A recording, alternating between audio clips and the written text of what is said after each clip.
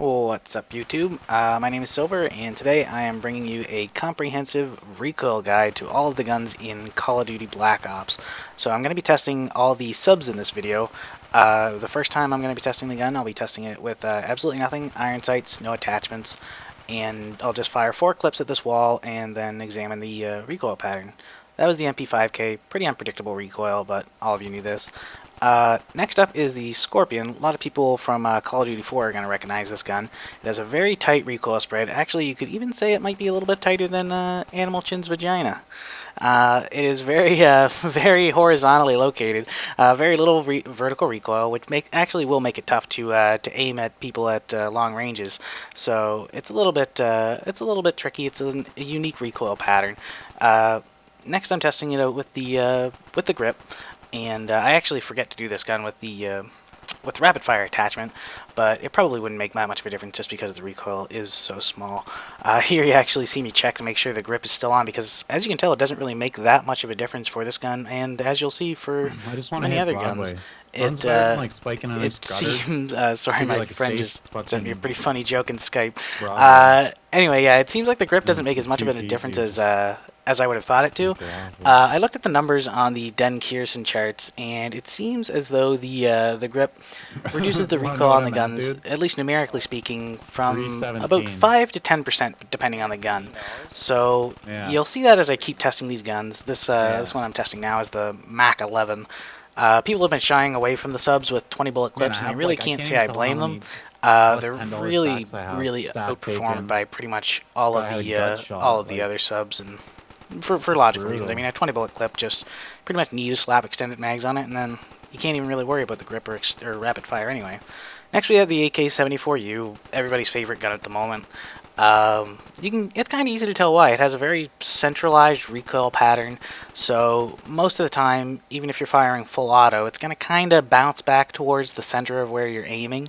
So it's got a lot of stopping power. It's going to be easy to bring people down if you're just spraying full auto with this gun, even at medium to long ranges. Here we're trying it with the grip, and as you can tell, it's not really making that big of a difference.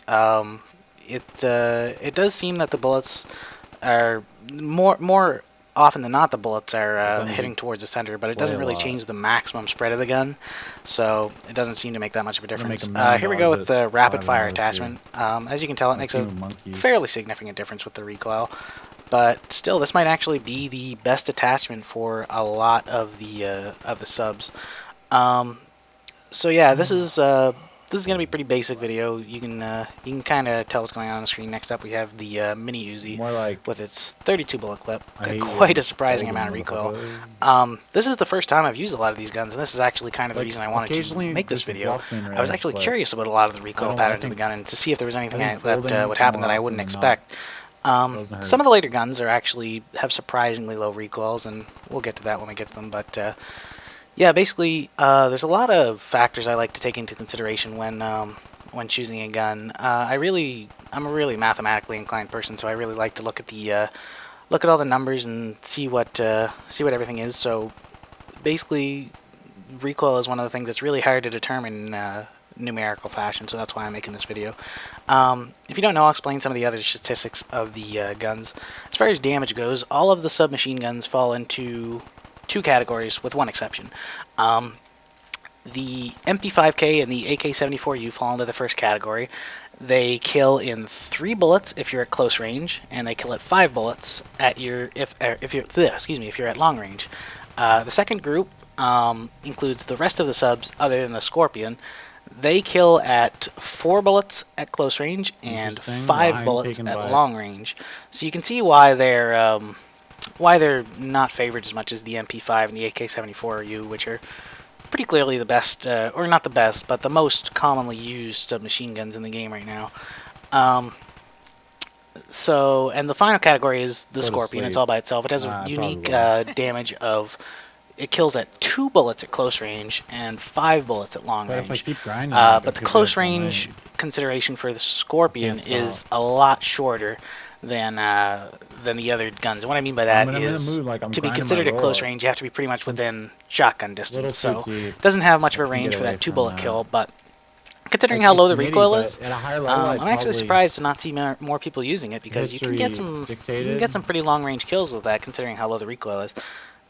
Next up is the MPL, which is one of the guns that I was actually kind of surprised by. You can tell that its recoil pattern is pretty tight, but like I was saying earlier, and here's the grip. Like I was saying earlier, it kills in 4 bullets at close range and 5 bullets at long range, which is why people are favoring those guns that kill at 3 bullets at close range, because that's a pretty big difference in the time to kill it takes. So yeah, that's why you're not seeing too many people using them. Of course, it also takes more ammunition to bring somebody down, so you're going to be getting less kills per clip, as well as, you know, per 4 clips that you start with. And that's another thing people haven't been talking about much in this game. That's a pretty big factor. In this game, you start with 4 clips for every gun instead of 3, which is the standard in the other Call of Duty games. But it makes sense that since they took stopping power out of the game, it takes more bullets to bring somebody down, so you have to start with another clip, which is, again, another reason why you're not seeing so many people using Scavenger. That extra clip makes a pretty dang big difference if you're used to the other Call of Duty games. This gun here, what is this called? The Spectre. I wasn't really impressed with this gun. It actually, if you look at the numbers, it looks like it would be one of the better guns on paper, but it doesn't really hold up when you look at this kind of awkward recoil pattern. It doesn't have any leftward recoil, so it's going to be pulling up and to the right quite a bit, which means you'll have to be kind of... It's tricky.